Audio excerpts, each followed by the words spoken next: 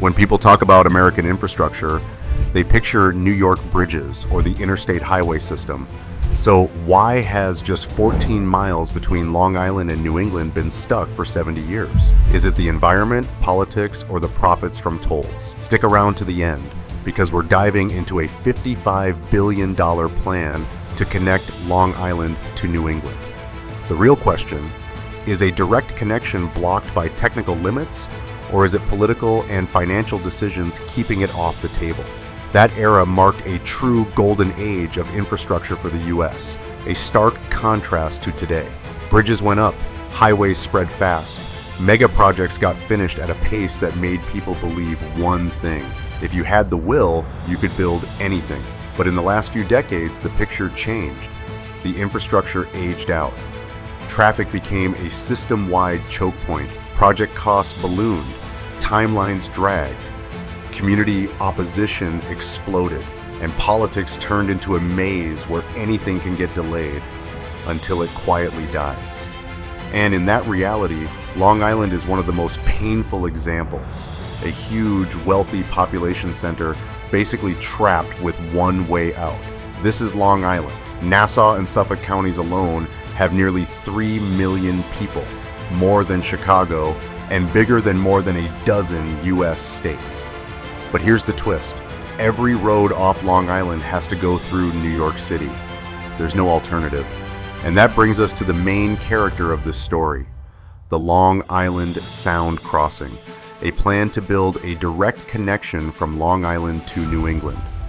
Here's what that project looks like.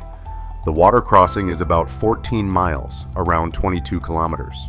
The studied cost range, WSP 2017, runs from 16.5 billion to 55 billion USD, depending on the option. And the problem it solves is simple. Turn a trip that should be 20 minutes into something that doesn't require 3 hours crawling through traffic. No more paying over $150 round trip for a ferry. And most importantly, it creates a real evacuation route when disaster hits.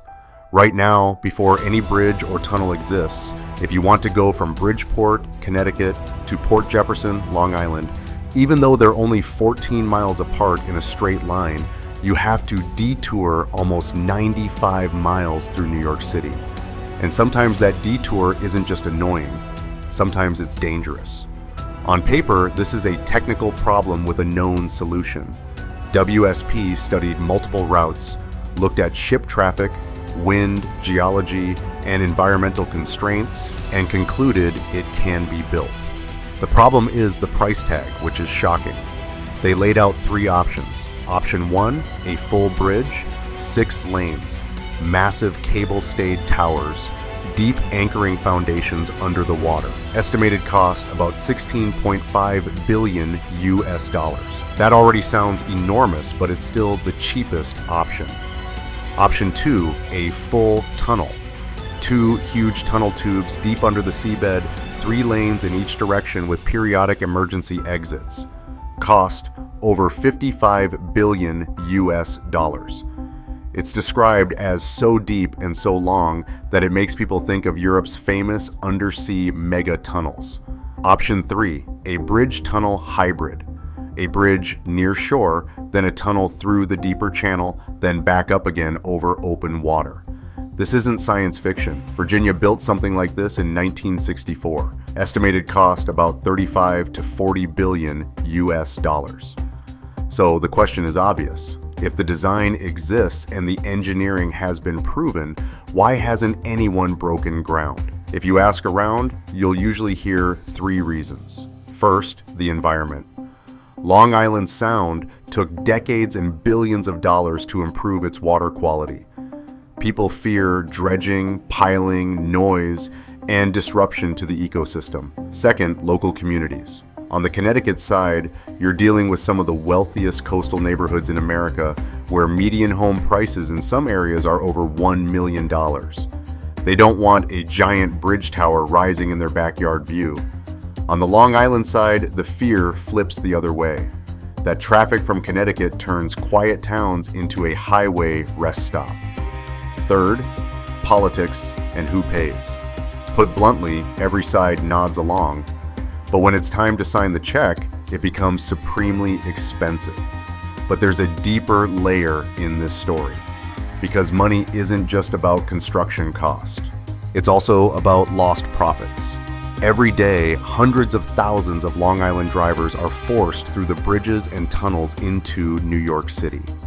And those toll points generate massive revenue for the system that already exists. If you build a new sound crossing, traffic studies estimate a big share of vehicles headed toward Connecticut would reroute. And that means toll revenue at today's gateways could drop by hundreds of millions of dollars per year. And that's the detail that makes this story uncomfortable. A project that could relieve congestion also threatens a stable stream of money that's been around for a very long time.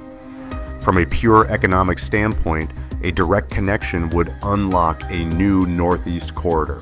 Travel times drop, fuel use drops, supply chains get more flexible, businesses get more options instead of being forced through the same bottlenecks around NYC. Socially, it reduces a long-standing geographic isolation.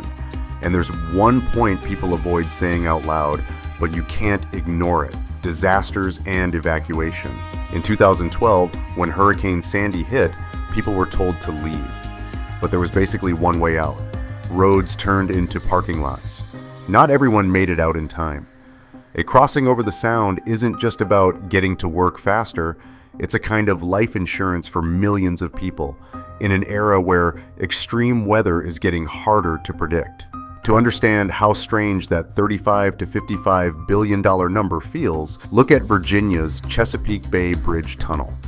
It's about 23 miles long, noticeably longer than the Long Island Sound crossing.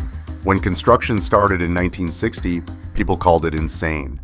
They said nobody would use it. They said it could never pay for itself. But they built it anyway. In under 4 years, it opened in 1964. It cost about $200 million at the time, which is a few billion in today's dollars. And the key point is this: it ran reliably for decades, paid off its bonds early, and then expanded again. That precedent points a finger straight at Long Island. If Virginia could do it in 1964, what's holding New York and Connecticut back in 2025? Is it engineering, or is it something else? From far away, the Long Island Sound crossing looks like just a bridge or a tunnel. Up close, it's a stress test for an entire system. A test of how the government makes decisions. A test of balancing public benefit versus powerful interests. And a mirror that asks whether a wealthy region is willing to trade today's convenience for tomorrow's freedom. For 70 years, that 14-mile gap hasn't lacked drawings. It's lacked the hardest thing: the power to unify and the will to start. Bottom line, the Long Island Sound crossing is a strange project. It's technically possible. It has strong economic and safety reasons. But every time it gets touched, it cracks because of environmental concerns, local opposition, politics, and maybe because certain money flows don't want to be redirected. So what about you? If you had to choose, would you prioritize a $55 billion highway tunnel or a cheaper rail tunnel to connect Long Island to Boston faster? And if you enjoyed this video, drop a comment, hit like, and subscribe so you don't miss the next mega project.